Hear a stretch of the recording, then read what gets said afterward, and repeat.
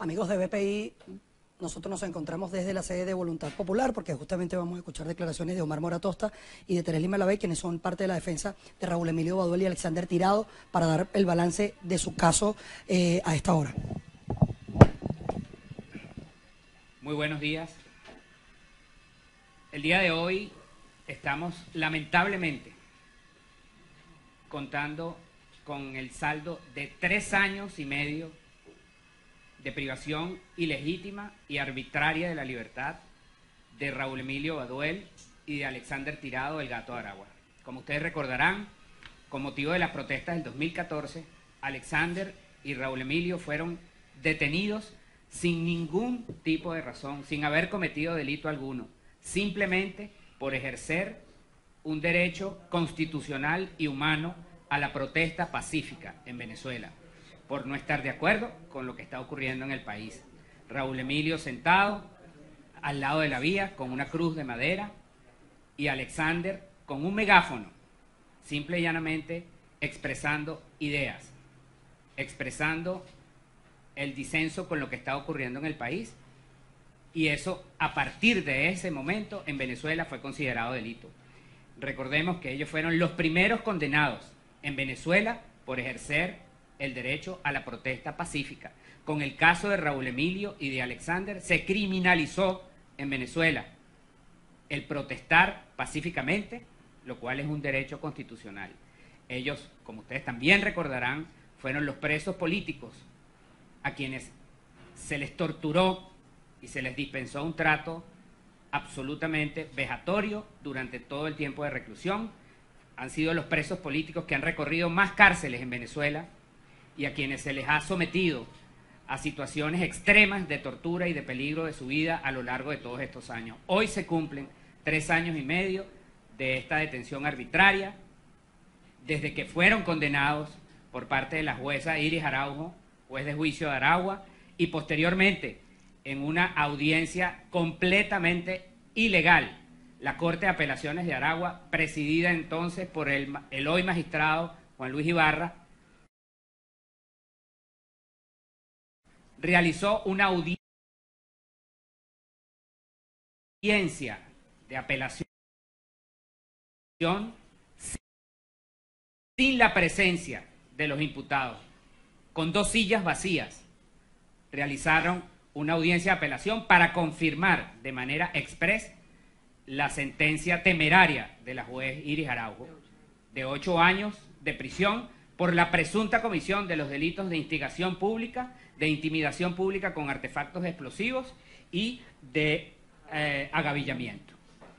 Delitos que en ningún momento cometieron estos jóvenes venezolanos y que los mantiene recluidos en una cárcel en el estado de Aragua en este momento, luego de haber recorrido y de haber peligrado su vida en muchas oportunidades en otros sitios de reclusión. Es muy importante destacar que ellos están cumpliendo una suerte de pena anticipada, porque al día de hoy el recurso de casación que reposa en la Sala Penal del Tribunal Supremo de Justicia, en ponencia del magistrado Michael Moreno, a este día de hoy, 3 años y medio después, no ha sido decidido, lo cual en el caso de estos jóvenes que son inocentes es una suerte de condena anticipada, porque vamos a poner el ejemplo de que el día de hoy se pronunciara el tribunal y se hiciera justicia y se dijera que son inocentes y que tienen que salir inmediato en libertad. ¿Quién les paga estos prácticamente 4 años de privación ilegítima de la libertad? Y lo que es peor, tampoco tienen acceso a las medidas alternativas para el cumplimiento de algún tipo de pena infame como la que están sufriendo en este momento, porque simple y llanamente el expediente se mantiene engavetado, congelado en el Tribunal Supremo de Justicia, en una suerte de limbo jurídico, que no permite tampoco avanzar el caso ni que nosotros podamos ejercer ninguna otra acción legal en favor de ellos. Queremos decir que el día de ayer fue presentado una nueva solicitud por parte de la defensa ante la Sala Penal del Tribunal Supremo de Justicia para que se realice el pronunciamiento respectivo al recurso de casación presentado ya hace algunos años y que no ha sido decidido. Este retardo procesal es una abierta violación a los derechos humanos de Raúl Emilio Baduel y de Alexander Tirado. condiciones de reclusión actualmente, ¿cómo son? ¿Han podido ustedes visitarlo? ¿Lo visitan constantemente? Sí, recientemente hemos podido tener acceso a ellos. Han habido oportunidades a lo largo de estos años en los que, bueno, lamentablemente no pudimos tener acceso a ellos. Hubo momentos en los que inclusive peligró su vida por motines, por estar en un sitio donde no tenían que haber estado, como en Uribana, cuando fueron torturados. Recordemos que fueron golpeados inclementemente con un bate al que le llamaban el comenalgas, que no les permitió ni siquiera sentarse por muchos días. Les pegaron con armas de fuego, los encadenaron y les pegaban con objetos contundentes y finalmente fueron acostados en una cancha a las 12 del mediodía, desnudos, con las manos en la nuca, y esto le produjo quemaduras en los genitales que hoy en día pues todavía tienen las marcas en su cuerpo y que, por cierto, fue determinado años después por médicos forenses que los visitaron y les hicieron un chequeo de salud. Como ustedes comprenderán, el estar detenido siendo inocente ya es una violación a tus derechos humanos. Si a eso le agregamos el retardo procesal y la tortura y los tratos crueles e inhumanos que han sufrido estos jóvenes venezolanos, siendo criminalizado el derecho a la protesta pacífica en Venezuela, estamos en presencia de lo que se debate hoy en día en la OEA, la violación de los derechos humanos en Venezuela. Y este es un caso emblemático para demostrar que ello es así. La Organización de Naciones Unidas incluyó a Venezuela en la lista de países que violan y que reprimen a los defensores de derechos humanos. ¿Cómo reciben ustedes? Bueno, realmente es una realidad que existe, no solo persecución sobre la población civil indefensa. Han habido casos que ya han sido denunciados y por eso hoy en día Venezuela es el ojo del huracán en materia de derechos humanos, porque se está estudiando inclusive la posible comisión de delitos de lesa humanidad en Venezuela, materializados en lo que ha sido la represión brutal del pueblo venezolano a lo largo de estos meses con motivo de las protestas en Venezuela.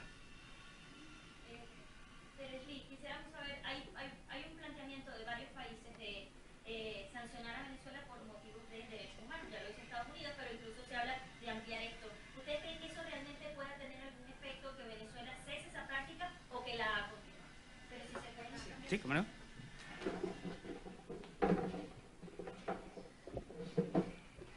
Buenos días. No, bueno, ciertamente pareciera, frente a las cosas que suceden después que nosotros hemos denunciado.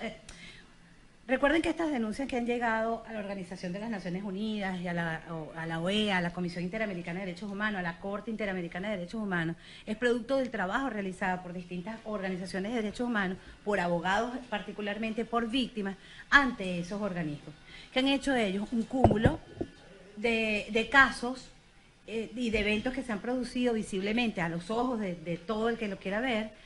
Y estos casos cumplen con los requisitos establecidos en el en el Estatuto de Roma, para decir que es un delito de lesa humanidad. ¿Por qué? Porque fíjense que el Alto Comisionado de la ONU para Derechos Humanos estableció que en Venezuela se cometen ataques sistemáticos, generalizados hacia una población civil por motivos políticos, y lo va describiendo. Pero si ustedes leen el Estatuto de Roma, es la descripción de los delitos de lesa humanidad, de manera tal que así lo es. A veces pienso, y tu pregunta me lleva a reflexionar, a veces pienso que algunos gobernantes están en estado de inconsciencia. ¿Inconsciencia por qué? Porque no sienten el peligro cerca de lo que significa ser juzgado por violaciones a los derechos humanos. No ven, no leen la historia y se sienten invulnerables frente a lo que está sucediendo. Y les voy a decir, de verdad, es cuestión de tiempo, pero es grave. Los funcionarios policiales siguen violando derechos humanos, pero hay algunos que no. Cuando se sancionaron a los jueces y fiscales, que los metieron en la lista, a los Estados Unidos, lo que escuchábamos nosotros en el pasillo de los tribunales, metieron al fiscal fulano de tal, por lo menos el fiscal que tuvo el caso de Daniel Ceballos, y la juez lo devolvieron. Iba con sus niños a ver iba a Disney y lo devolvieron. Y eso hizo mella en muchísimos jueces, al punto que para el caso de Rosmi Mantilla buscaron a un juez que no tuviera visa para que pudiera llevar a cabo la audiencia de Rosmi Mantilla. Es decir, todo esto, por supuesto, que hace mella, pero que hace falta también conciencia por parte de los que aplican las torturas y de los organismos del Estado que lo conocen, para darle un parado. Y es tan fácil. No sé, en este momento, fíjate, algo que sí se está produciendo. Dieron en Carabobo, la juez que tiene el caso de Gilbert Caro dio 60 libertades a detenidos por manifestaciones, porque le ordenaron pasar esos expedientes a la jurisdicción ordinaria. Si ellos son competentes, ¿por qué lo pasan entonces a la jurisdicción ordinaria? Bueno, porque desde la Organización de las Naciones Unidas le están diciendo, y el alto comisionado para los derechos humanos de la ONU le dijo, que el juzgamiento en la jurisdicción militar, de la forma como lo están haciendo, es delito de lesa humanidad. ¿Pero ustedes creen que si vengan nuevas sanciones? Sí, sí, definitivamente. Es que sí. No es porque yo las busque o las sanciones, es que ya hay un trabajo montado, un seguimiento firme y serio respecto de la conducta que desarrollan aquí los entes del Estado que conocen y que aupan la tortura y los que están torturando. Mira, hubo una experiencia en la cárcel de la 26 de julio con tantos de los detenidos que hemos tenido allí, Francisco Márquez y Gabriel Francisco Márquez y Gabriel San Miguel, perdón. Llegó un momento en que ya se sabía que los iban a cambiar para el SEBIN y el director se me acercó y me dice, doctor, usted sabe que uno cumple órdenes, no es que hayamos querido violarle los derechos humanos, sino que nosotros estamos cumpliendo con nuestro trabajo. Dije, no, la responsabilidad penal es individual. Aquí cada quien va a responder por lo que está haciendo. Tú no te puedes escudar en el hecho en que yo estoy cumpliendo órdenes. Absolutamente ningún funcionario público, ni los grupos como los colectivos, que son los que trabajan bajo la quiesencia del Estado, bajo el consentimiento del Estado, violando derechos humanos. Es que a mí me dieron la orden, el que la da va a responder, pero tú también. Esa fue mi respuesta para él, y en ese momento comenzaron a cesar estas violaciones a los derechos humanos. Doctora, pero parece lejano. Te dice que sí van a venir sanciones, pero ya hay sanciones, y internacionalmente el gobierno está desacreditado, pero al interno seguimos con el mismo sistema de justicia, la misma coerción, la misma fuerza a quienes disienten del Ejecutivo Nacional, la misma tortura, la misma situación. Entonces, ¿qué decirle a la ciudadanía que está en lo interno, disintiendo al gobierno y teniendo ese espada de Damocles de poder ir preso y el miedo que hay en la calle? Eso que tú me estás diciendo lo sentimos nosotros también. Una angustia, una desesperanza, pero cuando lees historia y cuando lees los triunfos que ha habido en la Organización de las Naciones Unidas o en la Comisión Interamericana o en la Corte, te das cuenta que hay como una constancia en la denuncia, en el seguimiento de estos casos. Lo que mi llamado es a que sigamos denunciando. Nosotros seguimos haciendo las denuncias, seguimos mandando informes, porque llegará el momento entonces en que ellos no podrán dar la cara frente al mundo cuando ya todos saben que en Venezuela se violan abiertamente los derechos humanos, que no existe democracia, que esto es una dictadura, que no hay instituciones, que lo han llamado gobierno forajido. O sea, el decirle forajido no es la terminología que eres un forajido, no, es que se determina que un gobierno forajido es que no atiende leyes. Okay, tiene un concepto específico acerca de lo que es un gobierno forajido. De las cárceles que hay acá, los sitios de reclusión, ¿hay una peor, mejor o cómo las califican ustedes donde están detenidos presos políticos? Bueno, espantosos, todas, porque fíjate, ahí ellos han hecho el intento de cambiar los centros de reclusión o darle como una disciplina distinta, y ahí va Uribana, 26 de julio, va a la cárcel esta Hombre Nuevo El Libertador. Pero resulta que la disciplina que le aplican, lo que está haciendo es que estos hombres que están allí les procuran odio hacia lo que esa disciplina exacerbada, ese canto a Chávez día, tarde, mañana y noche. Chávez vive, la patria sigue, y tienen que ensayar, y es ¿cómo se le llamaría esto? Como un orden cerrado, para estirar los brazos como Hitler. O sea, todas estas cosas van haciendo como que en un hombre que tiene problemas de conducta, en un hombre que necesita un tratamiento diferente, pero además no puedes ver a tu... Mira, es tan terrible lo que estamos viviendo. Por ejemplo, el Código Orgánico Procesal Penal y nuestra Constitución Nacional establece que las personas que son detenidas, en el mismo momento que lo están deteniendo, tienen que saber por qué y tienen que estar acompañados de su abogado o de una persona de su confianza.